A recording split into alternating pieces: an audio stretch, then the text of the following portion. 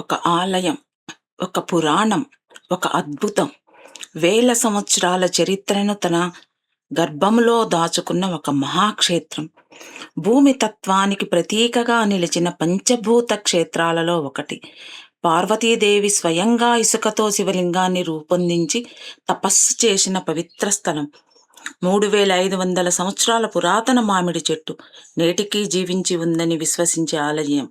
ఇది సాధారణ దేవాలయం కాదు, కాంచీపురంలోని శ్రీ ఏకాంబరేశ్వర స్వామి ఆలయం.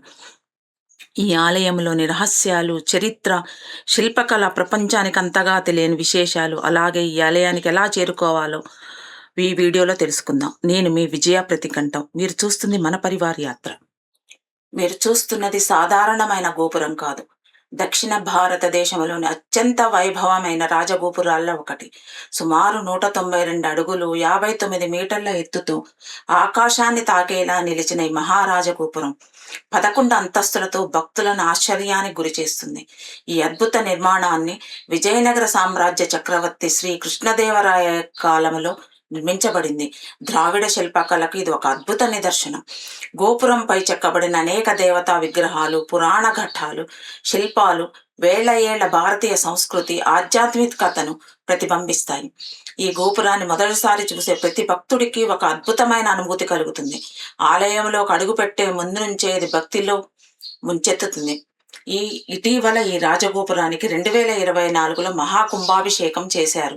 ప్రతి 17 సంవత్సరాలకు ఒక్కసారి చేసే ఈ మహాకుంభాభిషేకము మనకి ఇటీవల ఈ రాజగోపురం కేవలం ఒక ప్రవేశ ద్వారం కాదు, కాంచీపురం వైభవానికి, శైవ సాంప్రదాయానికి, భారతీయ శిల్పకళా మహిమాన్వితానికి చిరస్థాయిగా నిలిచిన చిహ్నం.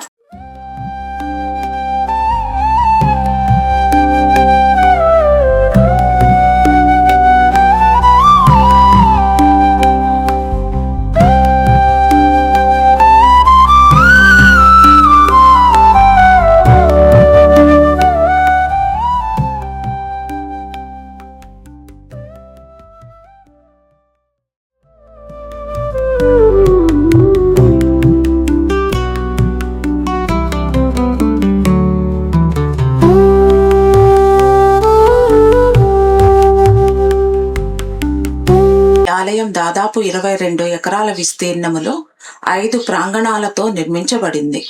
చరిత్ర విషయానికి వస్తే మొదట పల్లవులు దీనికి పునాది రాయి వేశారు. తర్వాత చోళులు, విజయనగర రాజులు దీన్ని అభివృద్ధి పరిచారు.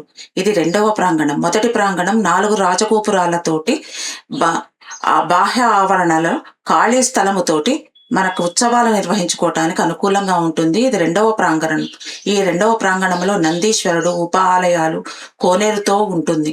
ప్రతి ప్రాంగణంలో కూడా మనకు పల్లవులు, చోళులు, విజయనగర రాజుల యొక్క శిల్ప సంపద సజీవ సాక్ష్యంగా కనిపిస్తుంది మనకి.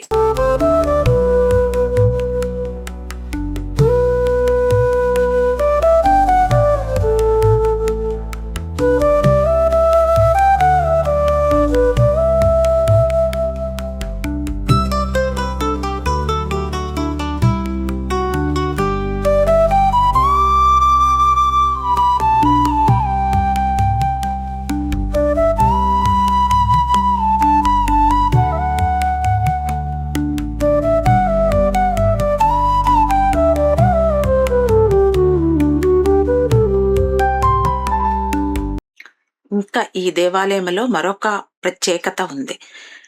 వాస్తవానికి ఏకాంబరేశ్వర స్వామి అనగా, ఏకాంబరేశ్వర దేవాలయం అనగా శివుడు ప్రధాన దైవం. అలా కాకుండా ఇక్కడ 108 దివ్య దేశాల్లో ఇది ఒక 61 దివ్య దేశంగా కూడా ఈ దేవాలయం ఉంది. అంటే హరులు ఉన్న దేవాలయము. ఎలా అంటే శివపార్వతుల కళ్యాణానికి శ్రీ మహావిష్ణువు వచ్చినాడట.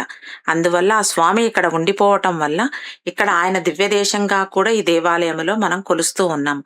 ఇక్కడ శ్రీ మహావిష్ణువుని నీలాతింగల్ తుండతాన్ అనే స్వామి పేరుతోటి మనం పూజిస్తాము. ఈ స్వామి మనకు 1000 స్తంభాల మండపంలో కనిపిస్తారు.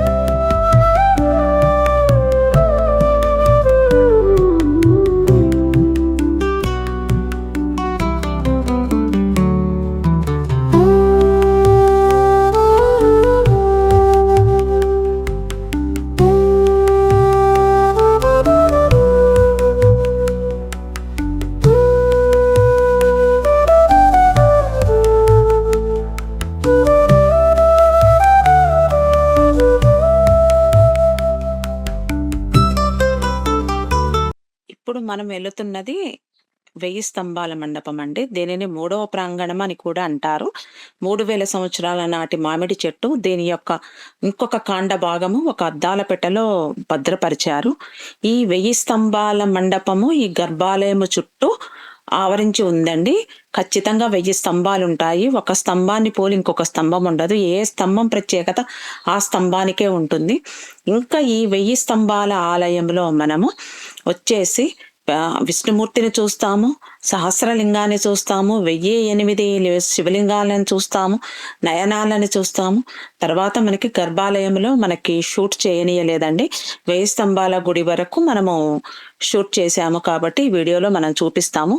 ఇది సహస్రలింగం అండి. సహస్రలింగం అంటే 1000 చిన్న లింగాలు కలిపి ఒక పెద్ద లింగముగా ఉన్నది. మనకి దగ్గర నుండి షూట్ చేయనీయలేదు, కానీ దగ్గర చూస్తే మనకి అద్భుతంగా అనిపిస్తుందండి. ఈ లింగము స్వామిని చూసినట్టే అనిపిస్తుంది. 1008 శివలింగాలు చిన్నగా కూర్చారండి. చాలా అద్భుతంగా అనిపించింది ఈ శివలింగం. ఇంకా అదే కాకుండా ఈ 1000 స్తంభాల మండపంలో మనం తపోకామాక్షి అమ్మవారిని కూడా చూస్తాము. అక్కడే మనకి 3000 సంవత్సరాల నాటి మామిడి చెట్టు కాండము అద్దాల పెట్టెలో భద్రపరచబడింది. ఈ నాయనాల ఉన్న పార్ట్ అండి ఇది భాగము. ఇది 4 వైపులా 4 ప్రత్యేకతలతో ఉంటుందండి ఈ 1000 స్తంభాల ప్రాంగణము అనేది. 3వ ప్రాంగణము మనకు 4వ ప్రాంగణం వచ్చేసి గర్భాలయం అనండి.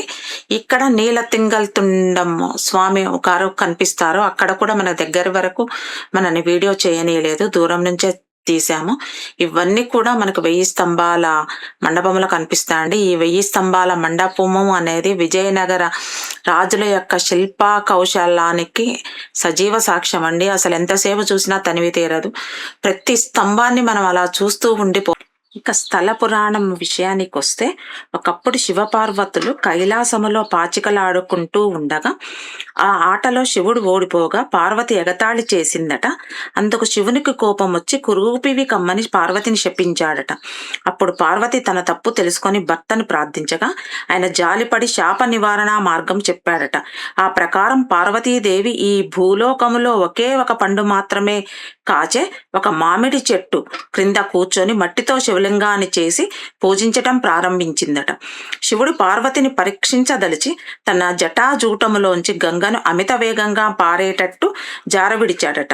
ఉధృతంగా పొర్లుకొస్తున్న ప్రవాహ దాటికి పార్వతీదేవి తను రోజూ పూజిస్తున్న ఈ శివలింగాన్ని గట్టిగా కౌగలించుకొని నిర్భయంగా ఉండిపోయిందట. అందుకు శివుడు సంతృప్తి చెంది ఆమెకున్న కురూపి రూపము పోయి అత్యంత సుందర రూపం వచ్చేటట్టు అనుగ్రహించాడట. అమ్మవారి ఆలింగన స్పర్శ చేత పులాంకితుడైన పరమేశ్వరుడు అమ్మవారికి సాక్షాత్కరించి అనుగ్రహించాడు.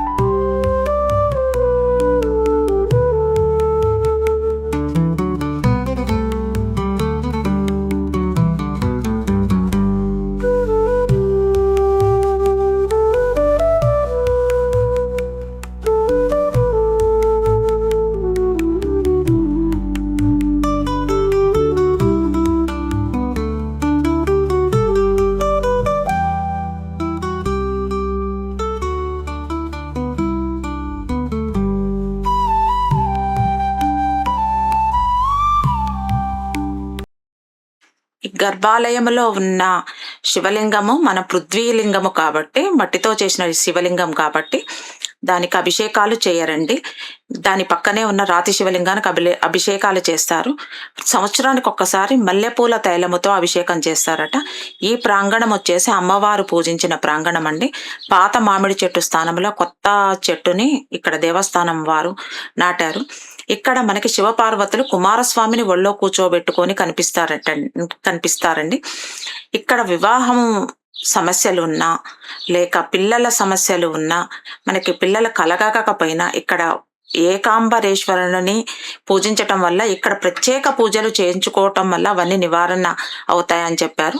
ఇది ఇక్కడ ఉన్న మామిడి చెట్టు యొక్క ప్రశస్తి అండి. తమిళంలో రాశారు. ఇంకా అదే కాకుండా తెలుగు, తమిళ్, హిందీ, ఇంగ్లీష్ భాషల్లో కూడా మనకి ఇక్కడ బోర్డు కనిపిస్తూ ఉంటుంది. ఇంకా ఈ ఏకాంబరేశ్వర ఆలయం అనేది కంచి యొక్క బస్ స్టాండ్కి 3 కిలోమీటర్ల దూరంలో ఉంటుందండి. పాండవ దూతారు టెంపుల్కి 100 మీటర్ల దూరంలోనే మనకి కనిపిస్తూ ఉంటుంది. కంచి వచ్చిన వచ్చినప్పుడు తప్పకుండా దర్శించండి. ఇంకా మనకి కంచి వచ్చేసి తిరుపతి నుంచి 110 కిలోమీటర్లు ఉంటుంది. మన తెలుగు రాష్ట్రాల నుంచి అన్ని ప్రయాణ సౌకర్యాలు కలిగి ఉందండి.